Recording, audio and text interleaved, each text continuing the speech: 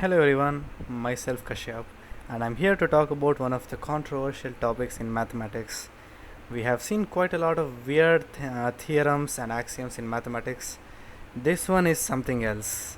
For those who know it, they will know how ridiculous this topic is. But this is a very good proof that this has. For those of you who don't know, Ramanujan's summation defines the sum of 1, 2, 3, 4 and so on till infinity, that is sigma n starting from 1.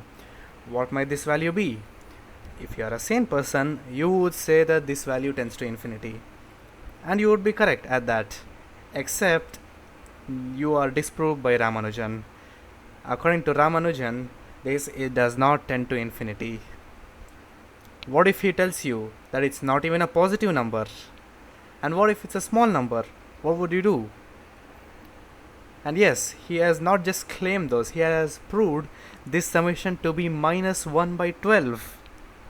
It's not even an integer, it's a fraction, a negative fraction. How is this possible?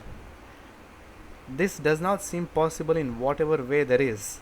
Let's just try to look at the proof for this summation. For this, we need some other helping summations. So let's define this one such summation S1 as 1 minus 1 plus 1 minus 1 and so on till infinity.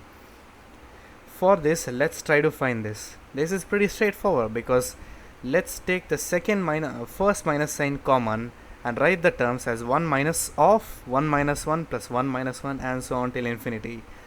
If we notice, this whole bracket is equal to S1.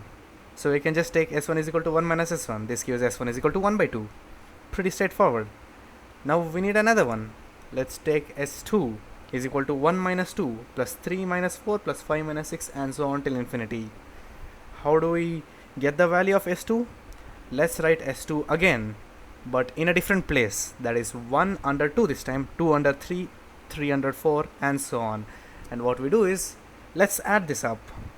We get 2S2 is equal to 1 and then minus 2 plus 1 which is minus 1 and then plus 3 minus 2 which is plus 1 and minus 4 plus 3 which is minus 1 and so on for all the numbers. So we get 1 minus 1 plus 1 minus 1 plus 1 minus 1 and so on till infinity. What have we seen? This value is equal to summation S1, right? And then we know the value of S1. So from this we can get S2 is equal to S1 by 2 which is 1 by 4. Now let's tackle the major summation that we have here, which is 1 plus 2 plus 3 plus and so on till infinity, the sigma n that there is. Let's write S2 under it, exactly under it, which is 1 minus 2 plus 3 minus 4 plus 5 minus 6 and so on till infinity. What we do now is, let's subtract S2 from S1. What we get is 1 minus 1, 0, plus 2 minus of minus 2, 4, 3 minus 3, 0, 4 minus of minus 4, 8, and so on till infinity. What we notice is the odd terms become 0 and the even terms become doubled and come in the summation.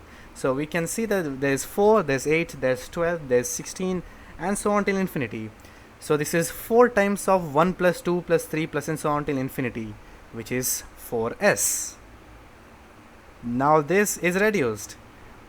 From this we can write s is equal to minus s2 by 3 and we know the value of s2 which is 1 by 2, 1 by 4, and then we can divide that by 3 and we get minus 1 by 12. Baffling, isn't it? This is how some of the mathematical theorems are. They make absolutely no sense. And that too, we have proved it. It's not just a claim or an axiom. It is a proof. Thank you very much for listening. Signing off.